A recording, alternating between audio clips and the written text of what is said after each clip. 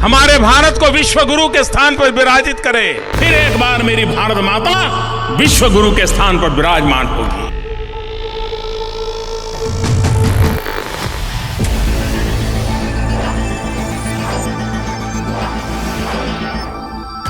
मजबूत भारत मजबूत दुनिया का एक मजबूत स्तंभ सिद्ध होगा। बीजेपी की महत्वाकांक्षा रही है कि वो भारत के प्रधानमंत्री नरेंद्र मोदी को ग्लोबल स्टेट्समैन के तौर पर प्रोजेक्ट करें, जो भारत को विश्व गुरु बना सकता है। लेकिन हकीकत इससे बहुत दूर है। अंतर्राष्ट्रीय पॉलिटी में भारत का अपना कोई स्टैंड नहीं है और ये अमेरिका और चीन रूस वाले दोनों ध्रुवों के साथ बनाकर चलता आया है। अमेरिका सहित पश्चिम के देश भारत को अपना पार्टनर तो मानते हैं, लेकिन लोकतांत्रिक मुद्दों पर इससे सवाल भी करते हैं। मैं नरेंद्र दामोदर दास मोदी तीसरे कार्यकाल में मोदी एक कमजोर प्रधानमंत्री हैं। उन्हें साथी पार्टियों के सहारे की जरूरत है। हालांकि उनकी सहयोगी पार्टियां रीजनल हैं और विदेश नीति में उनका कोई खास दखल नहीं रहा है, लेकिन बीजेपी वाले हिंदुत्व के मुद्दे को दोनों बड़े घटक यानी जेडीयू और टीडीपी एक हाथ की दूरी पर रखते आए हैं। जहां तक ये बात है कि टॉप टेबल पे हम रहेंगे और विश्व गुरु बनेंगे और हमको यूएन सिक्योरिटी काउंसिल में एक परमानेंट सीट मिलनी चाहिए, मेरे ख्याल से इन चीज़ों पे थोड़ा बहुत लगाम अब रहेगा, क्योंकि ये होनी मेरे ख्याल से ये नहीं पॉसिबल है कि इनके थर्ड टर्म में इस तरह की चीज़ें हो। तो सवाल उठता है कि अंतर्राष्ट्रीय स्तर पर मोदी 3.0 में भारत किस तरफ जाएगा? क्या वो खुद को विश्व गुरु और हिंदुत्व के मुद्दों पर ही आगे ले जाना चाहेगा या पश्चिमी देशों के गुट में बड़ा हिस्सेदार बनने की कोशिश करेगा? और इससे भी बड़ा सवाल कि पश्चिम के देश कमजोर प्रधानमंत्री के तौर पर मोदी को किस तरह ट्रीट करेंगे? पद ग्रहण जब हुआ उनका अभी पिछले हफ्ते, कोई भी मेजर वेस्टर्न कंट्री का लीडर जो है वो इनवाइटी लिस्ट में नहीं था, कोई नहीं आया। डॉक्टर सुबीर सिन्हा लंदन में SOAS यूनिवर्सिटी के साउथ एशिया इंस्टीट्यूट के डायरेक्टर हैं और भारत सहित दक्षिण एशियाई राजनीति की अच्छी समझ रखते हैं। आज के वीडियो में इसी पर चर्चा, लेकिन अगर आपने हमारे चैनल को सब्सक्राइब नहीं किया है तो प्लीज कर लें और हमारी स्टोरीज शेयर जरूर करें।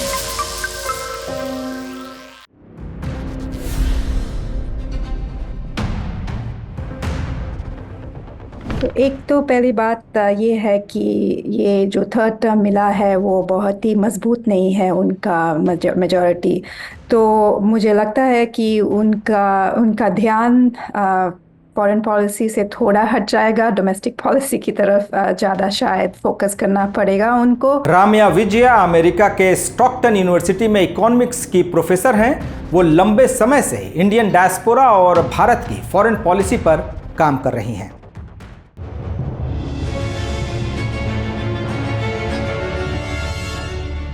पिछले साल भारत में G20 की शिखर बैठक हुई। ये बीजेपी और मोदी के लिए एक बड़ा मौका लेकर आई।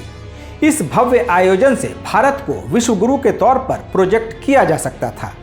कई जगहों पर मोदी की तस्वीरों वाली बड़ी बड़ी होर्डिंग्स लगा दी गई, जिसमें G20 की मेजबानी को एक बड़ी उपलब्धि के तौर पर पेश किया गया और मोदी को कद्दावर वैश्विक नेता के तौर पर। ये बात अलग है कि G20 की प्रेसिडेंसी रोटेशनल है, यानी सभी मेंबर देशों का बारी बारी से नंबर आता है। तो पिछले साल के G20 से ही इस साल के आम चुनावों का प्रचार शुरू हो गया। यहां तक कि G20 के पोस्टरों में कमल के फूल को भी बखूबी इस्तेमाल किया गया। कमल भारत का राष्ट्रीय फूल जरूर है, लेकिन बीजेपी का चुनाव प्रतीक भी।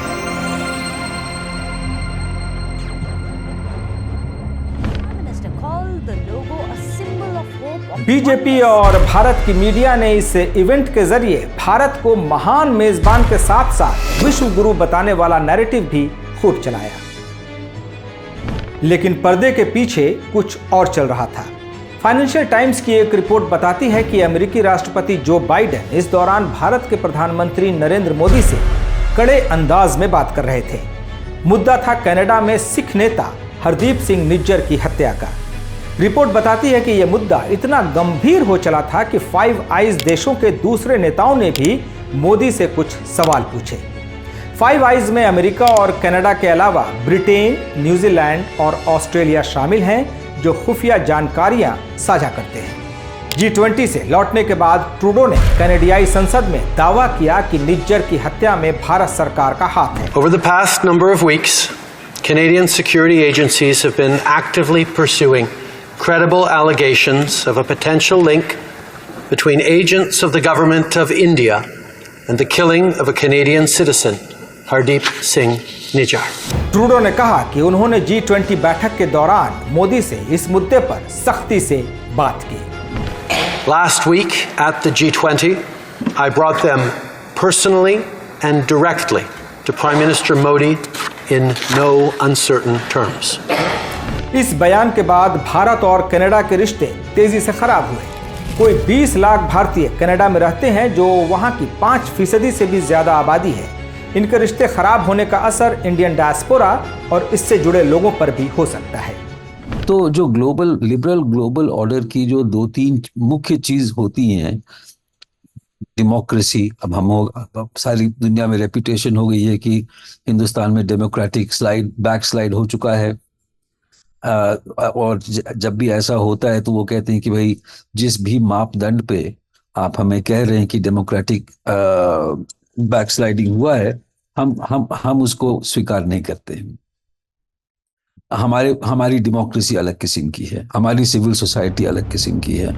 अभी ये मामला थमा भी नहीं था कि अमेरिका ने दावा किया कि उसने न्यूयॉर्क में रह रहे एक सिख नेता गुरपतवंत सिंह पन्नू की हत्या की साजिश को नाकाम किया है, और अमेरिका के मुताबिक यह हत्या भारत सरकार की एजेंसियों के कहने पर की जानी थी। इस मामले में एक भारतीय को यूरोपीय देश चेक गणराज्य से गिरफ्तार किया गया। निज्जर और पन्नू दोनों खालिस्तान समर्थक रहे हैं और दोनों को भारत आतंकवादी बताता है। इन दो लगातार घटनाओं ने भारत को बैकफुट पर धकेल दिया।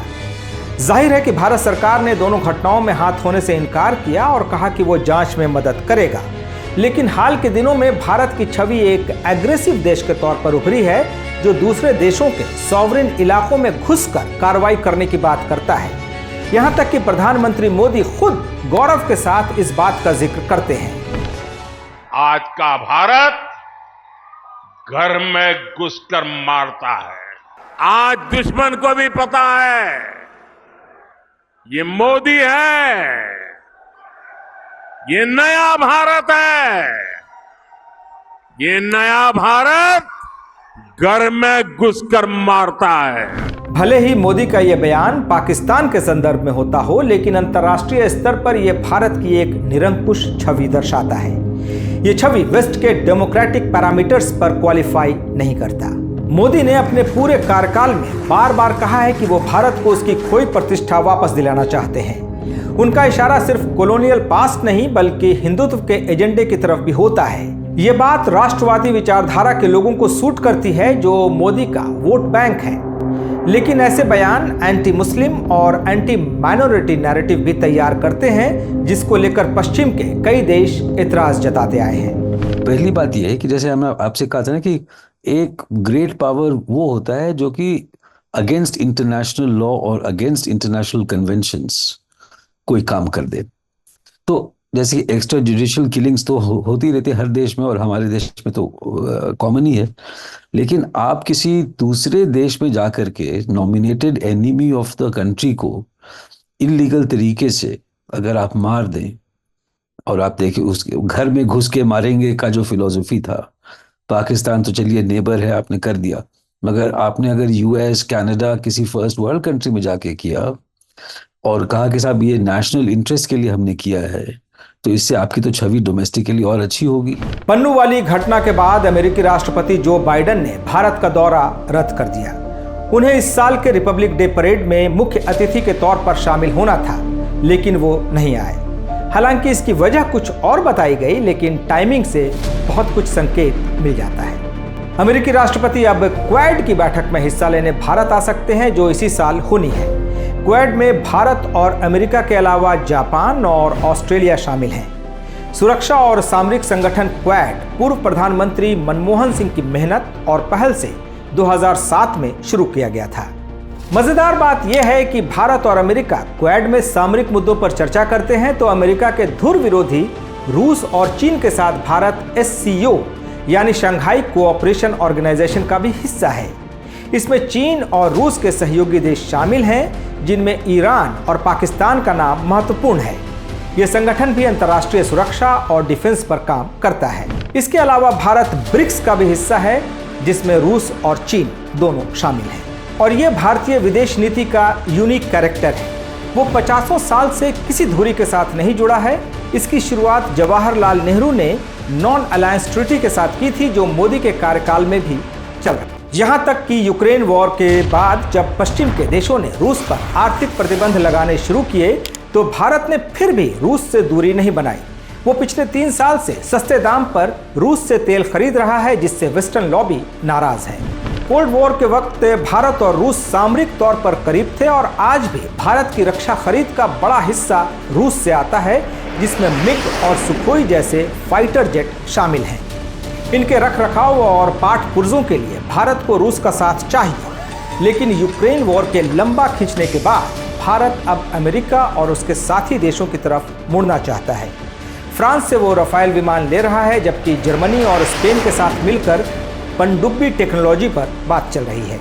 अमेरिका के साथ तो न्यूक्लियर डील पहले ही हो चुकी है। अगर चीन और हिंदुस्तान के ताल्लुकात अच्छे होते, रिलेशंस अच्छी होती, आपस में टेरिटोरियल डिस्प्यूट्स नहीं होते, एक दूसरे को डाउन करने की प्रोसेस जो है बराबर नहीं चलती होती, तब एक थर्ड एक्सिस की बात आप कर सकते थे।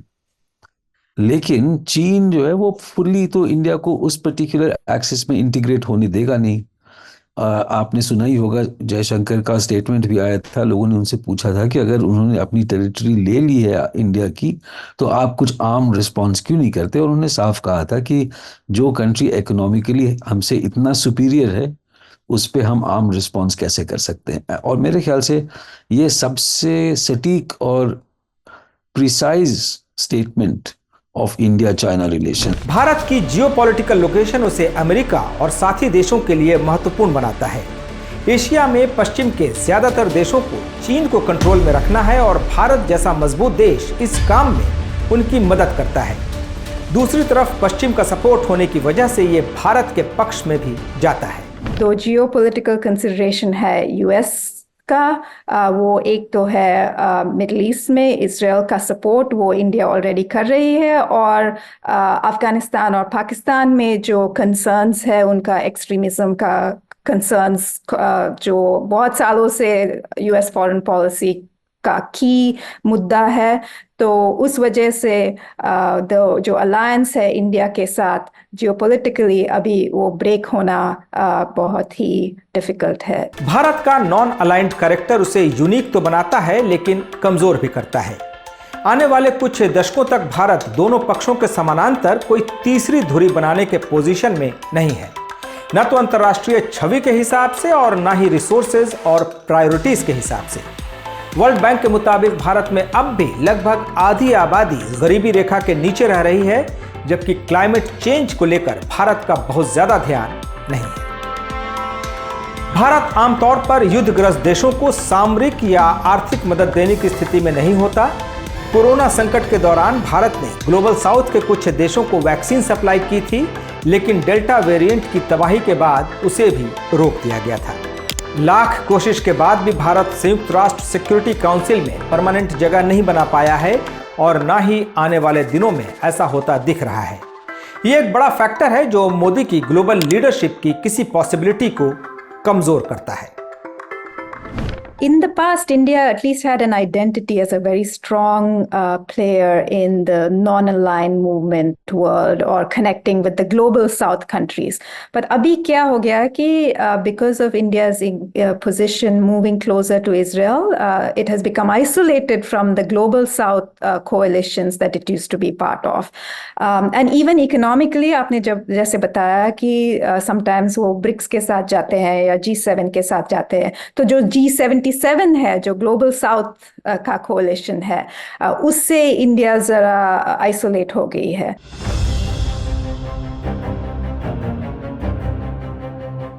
बहुमत खोने के बाद मोदी के लिए ऐसे मुद्दों को हैंडल करना और मुश्किल हो सकता है। ख्याल रहे कि हिंदुत्व के एजेंडे की वजह से मोदी पश्चिमी देशों के निशाने पर रहे हैं। जम्मू कश्मीर से धारा 370 हटाने की बात हो या CAA के विवादित नागरिकता कानून की, ये कुछ ऐसे मुद्दे हैं जिन पर पश्चिमी देश, सिविल सोसाइटी और वहां का प्रेस सवाल उठाता रहा है। पिछले 2 बार के मजबूत जनाधार की वजह से वेस्ट के पास मोदी को साथ लेकर चलने के अलावा कोई रास्ता नहीं था।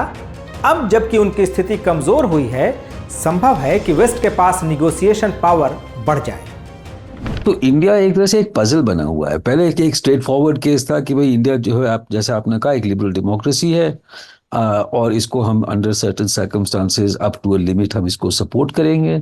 मगर इंडिया को अब लिबरल डेमोक्रेसी कहना मेरे ख्याल से मुश्किल है।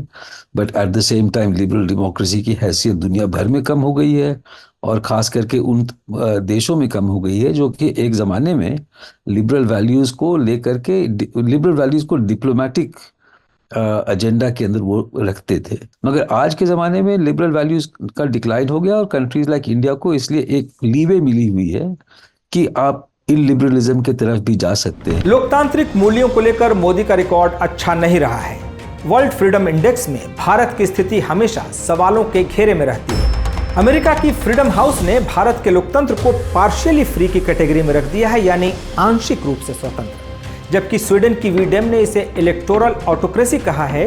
ये एक खतरनाक वर्ग है जिसमें राज्यों में चुनाव तो होते हैं लेकिन लोकतांत्रिक संगठनों की ताकत कम होती जाती है। जो 10 साल में इंडिया का इमेज जो है, जो डेमोक्रेसी का इमेज है और वो भी प्रेस फ्रीडम का इमेज है, वो तो उसको ज़रूर ठेस लगी है।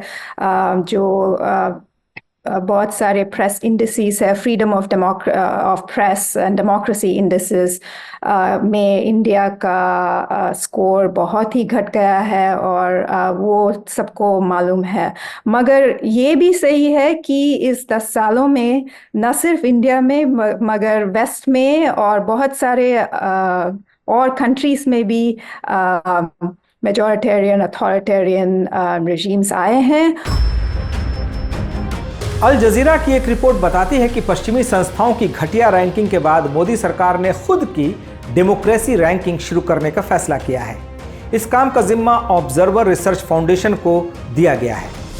इसमें पश्चिम की रैंकिंग सिस्टम को काउंटर करने के लिए नया नैरेटिव तैयार होगा।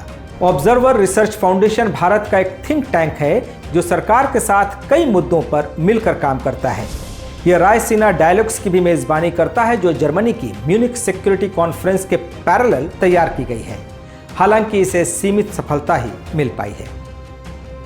अगर आप देखिए मॉर्निंग कंसल्ट की पोल्स, उसमें मोदी साहब को दिखाया जाता है कि वो वर्ल्ड के सबसे पॉपुलर लीडर हैं, है ना।